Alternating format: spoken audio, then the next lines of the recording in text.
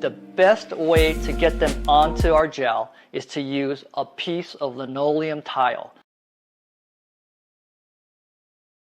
When you're not sure where the rodents are coming from inside your structure, the best way to get them onto our gel is to use a piece of linoleum tile.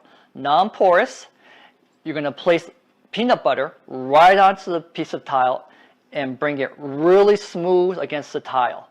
And then you're going to spread the gel, spread with a paintbrush, smooth against the tile so that your peanut butter and your gel are all one layer. Then the rodent is going to come and eat the attractant, the peanut butter, and they're going to get the gel all over their feet because they're going to be thinking that the gel is also part of the peanut butter.